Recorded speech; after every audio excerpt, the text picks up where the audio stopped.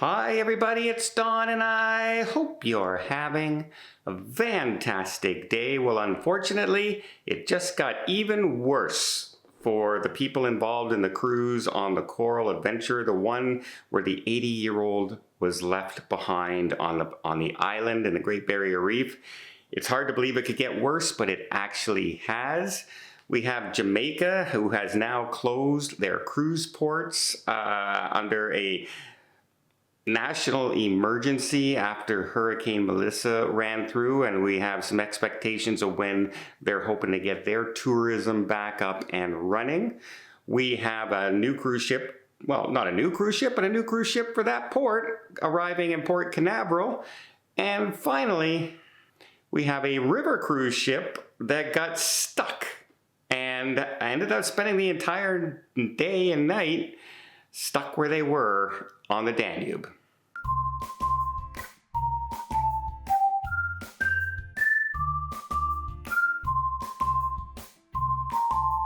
So again, there are many reports coming out. This is an ongoing investigation and we really won't know, but the incident where the 80-year-old was on a guided tour from a Coral Expedition cruise ship, the Coral Adventurer, on the Great Barrier Reef at Lizard Island, and she felt ill and they told her to head back to the ship on her own. And you know the rest. She unfortunately was found deceased. The ship left without her. They didn't check. There's conflicting reports. Some say it was reported around 9. Some say it was reported around 6 when she didn't show up for dinner. Various reports are coming out for the timeline. But either way, even if it was 6, that's 5 hours after she was left on the island kind of thing. So it's still not very good. The family is also coming out and stating that the captain was not in contact with police during the search investigation, that he was refusing to talk to the police during search operations. Of course, the cruise line is completely denying this, and this is unsubstantiated.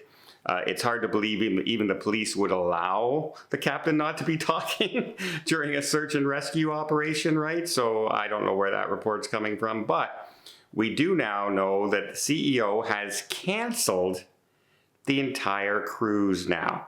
The cruise was on its first stop of a 60-day cruise. And within a week now, it is canceling the entire thing. All passengers will be refunded their money, and they're chartering flights to get the passengers back home. They notified that this week for the entire cruise, saying we're not continuing. And you can just imagine the mood on that cruise ship after an incident like this happens. They're not, they're on the media as well, social media. They're hearing the news reports. It's bigger in that area than it is in our area, as far as in the news headlines every single day. And so, yeah, you got to think of how they were feeling. First, saddened on the loss, and then they're going to, well, how secure are we on our tours and trips if the crew is found at fault, right? It's something that they're thinking of in their heads as well. So, but it got even worse, folks. It just got even worse. Next, let's talk about Jamaica, and they are trying to rebuild now, get power and water restored to different areas, and they are setting a goal to have tourism operations, including cruising, back up and running before the end of the year. They're hoping before the holidays, because a lot of people book Christmas and New Year's holidays in the resorts, and they have a goal to get everybody up and running, hopefully around before the 10th of December, which is a pretty big goal considering the amount of damage that has been done to Jamaica. Most of the cruise lines out there have been making huge donations. We have Disney, NCL, Carnival, Royal Caribbean Group. They all have been, MSC have all been making donations in one way or another to the support and the relief areas of Jamaica, which is good to see them all stepping up for that. Next, let's talk about, we have a brand new ship. The Celebrity Apex is now home porting in Port Canaveral, bringing the Edge class ship to that cruise port.